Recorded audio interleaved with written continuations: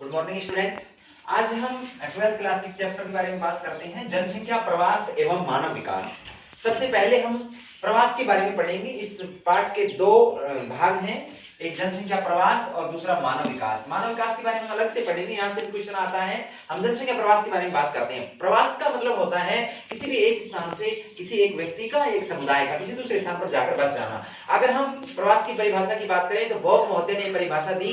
Bob महोदय ने बताया कि किसी भी एक मनुष्य का या एक समुदाय का अपने मूल स्थान को छोड़कर किसी दूसरे स्थान पर जाकर बस जाने की प्रक्रिया को हम क्या बोलते हैं? प्रवास बोलते हैं। अगर हम प्रवास के बारे में बात करें तो इसके दो भेद होते हैं, एक होता है आप्रवास और एक होता है उत्प्रवास। आप्रवास के बारे में हम बात करते हैं। आप्रवास का मतलब होता है किसी भी बाहरी स्थानों से लोगों का किसी स्थान की ओर पहुंचना या आना, या अपने किसी भी मूल स्थान से लोगों का चलकर किसी स्थान पर जाकर बस जाना, ये प्रक्रिया जो है वो आप्रवास कहलाती है। अगर हम इस प्रक्रिया के बारे में बात करें तो इस संदर्भ में हम देखेंगे कि अमेरिका महाद्वीप जो है वहां आप्रवास हुआ, यानी यूरोपीय देशों से लोग आगमन करके और अमेरिका पहुंचे और अमेरिका की जनसंख्या में वृद्धि हुई। तो आप्रवास जो है उससे हमेशा क्या होता है? जनसंख्या में धनात्मक परिवर्तन होता है, अर्थात जनसंख्या बढ़ती है। इसके बाद हम बात करें उत्प्रवास के बारे में। उत्प्रवास का मतलब होता है किसी भी मूल स्थान से लोगों का उठकर बाहर जाना, यानी एक स्थान से लोगों का निकलकर दूसरे स्थानों की ओर पहुंचना। यह स्थिति जो है उत्प्रवास कहलाती है। और उत्प्रवास जो है वो जनसंख्या में होने वाला एक ऐसा परिवर्तन है, ऋणात्मक परिवर्तन है। उत्प्रवास से किसी क्षेत्र विशेष की जनसंख्या में कमी आती है। तो ये प्रवास के दो भेद हैं, आप्रवास और उत्प्रवास। अब इसके बाद हम बात करते हैं जनसंख्या प्रवास के पक्षों के बारे में। अगर हम जनसंख्या प्रवास की बात करें तो इसके 5 पक्ष हैं। सबसे पहले पर बात करते हैं देश पक्ष के बारे में, यानी प्रवास जो होगा वो कैसे होगा, देशों के मध्य किस तरीके से होगा। सबसे पहले पर बात करेंगे अंतर महाद्वीपीय प्रवास के बारे में। एक महाद्वीप से लोगों का निकलकर किसी दूसरे महाद्वीप की ओर जाना अंतर महाद्वीपीय प्रवास कहलाता है। जैसे अपन बात करें किसी भी महाद्वीप यानी यूरोप महाद्वीप से लोगों का उत्तरी अमेरिका महाद्वीप की ओर जाना, यानी एक महाद्वीप को छोड़कर हम दूसरे महाद्वीप की ओर पहुंचे हैं। इसका मतलब ये कैसा प्रवास हुआ? अंतर महाद्वीपीय प्रवास हुआ। इसके बाद हम बात करेंगे अंतरराष्ट्रीय प्रवास, यानी एक राष्ट्र से कोई व्यक्ति निकलकर, एक देश से कोई व्यक्ति निकलकर दूसरे देश की ओर प्रस्थान करे, तो इसका मतलब वो कैसा प्रवास होगा? अंतरराष्ट्रीय प्रवास होगा। उसके बाद हम बात करेंगे अंतरराज्यीय या अंतरदेशीय, किसी भी एक देश की सीमाओं के भीतर एक राज्य से दूसरे राज्य के मध्य होने वाला प्रवास जो है वो कैसा प्रवास होगा? अंतरदेशीय या अंतरराज्यीय प्रवास होगा। उसके बाद हम बात करेंगे स्थानीय प्रवास के बारे में। स्थानीय प्रवास कैसा होगा? आसपास के किसी भी एक क्षेत्र से लोगों का निकलकर किसी एक राज्य की सीमाओं के भीतर किसी दूसरे स्थान की ओर प्रस्थान कर जाना, ये कैसा प्रवास होगा? स्थानीय प्रवास होगा। तो यानी देश पक्ष के आधार पर हम प्रवास को अंतर महाद्वीपीय, अंतरराष्ट्रीय, अंतरराज्यीय और स्थानीय प्रवास के रूप में विभक्त करते हैं। अब हम बात करते हैं ये अंतर जो राष्ट्रीय जो प्रवास है इसके बारे में। देखो अंतरराष्ट्रीय जो प्रवास है वो यूरोपीय देशों से भी हुआ और एशियाई देशों से भी हुआ। हम बात करते हैं पहले यूरोपीय देशों की। यूरोपीय देशों से जो प्रवास हुआ वो दो प्रकार के क्षेत्रों की तरफ हुआ, उष्णकटिबंधीय क्षेत्रों की तरफ और शीतोष्ण कटिबंधीय क्षेत्रों की तरफ। देखो हम बात करें 0 डिग्री भूमध्य रेखा, 23.5 डिग्री उत्तरी अक्षांश कर्क रेखा, 23.5 डिग्री दक्षिण अक्षांश मकर रेखा। ये भाग उष्ण कटिबंध 23.5 तक का और 66.5 तक का जो भाग है वो शीतोष्ण कटिबंध। ये अब देखो यहां जो उष्णकटिबंधीय देशों की तरफ जो प्रवास हुआ वो इसलिए हुआ कि बहुत सारी फसलें, औद्योगिक फसलें ऐसी थी जिनका उत्पादन सिर्फ उष्णकटिबंधीय क्षेत्रों में ही होता था। जैसे बहुत सारे मसाले हैं, रबड़ का उत्पादन है, ये चीजें ऐसी, चावल का उत्पादन है, ये चीजें ऐसी थी जो सिर्फ उष्णकटिबंधीय क्षेत्रों में उत्पादित हो सकती थी। इसलिए यूरोप महाद्वीप में जब औद्योगिक क्रांति हुई तो वहां के लोग वहां से निकलकर उष्णकटिबंधीय देशों की ओर उन्होंने प्रस्थान किया ताकि वहां से रबड़, चावल, गरम मसाले जैसे मुख्य कच्चे पदार्थों का आवागमन। उसके अलावा अपन गन्ने के बारे में बात करें, गन्ना भी उष्णकटिबंधीय जलवायु का पौधा है, तो इन सभी चीजों को प्राप्त करने के लिए उष्णकटिबंधीय क्षेत्रों की तरफ प्रवास किया।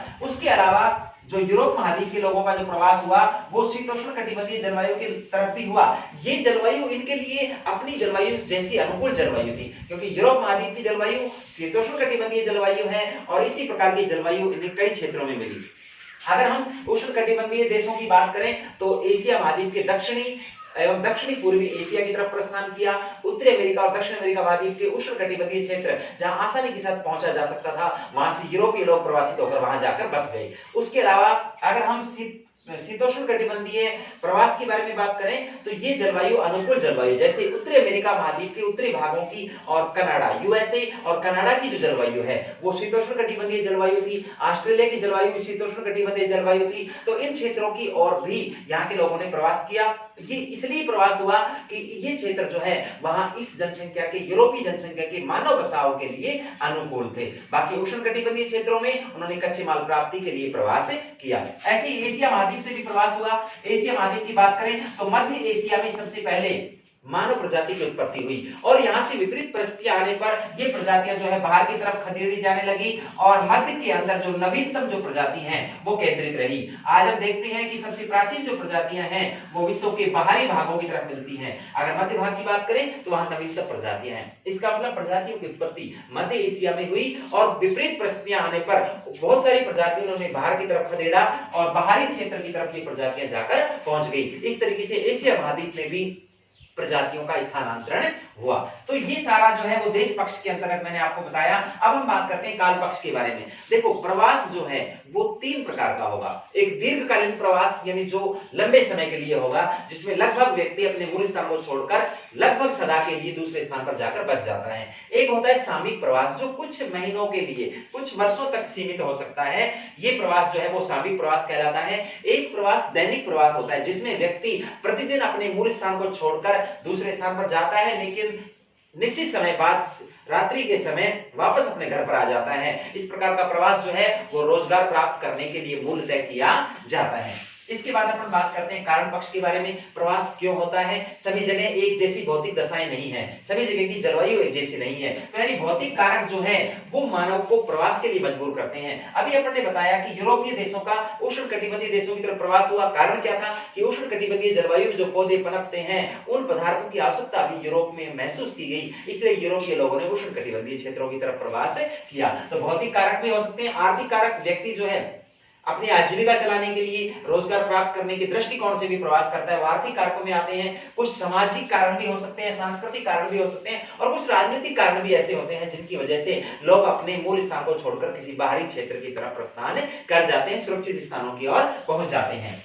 इसके बाद हम बात करते हैं संख्या पक्ष के बारे में। संख्या पक्ष की बात करें तो जनसंख्या का स्थानांतरण या प्रवास जो है, जनसंख्या का स्थानांतरण प्रवास कहलाता है। ये एक बड़ी मात्रा में भी हो सकता है। जैसे अपन बात करें यूरोप की बहुत बड़ी जनसंख्या जो है उत्तरी अमेरिका महाद्वीप में जाकर बस गई, ये वृद्ध संख्या यानी बड़ी संख्या में प्रवास होना कहलाएगा। उसके अलावा मध्यम श्रेणी यानी कम लोगों का जाकर बसना, एक अल्प संख्या में यानी बहुत कम लोगों का जाकर किसी मूल क्षेत्र की ओर या अपने मूल स्थान को छोड़कर किसी दूसरे स्थान पर जाकर बस जाना। तो उनकी संख्या के आधार पर वृद्ध, मध्यम और अल्प 3 प्रकार रहेंगे। इसके अलावा स्थिरता पक्ष की बात करें तो ये 2 चीजें होती है, स्थायी और अस्थायी।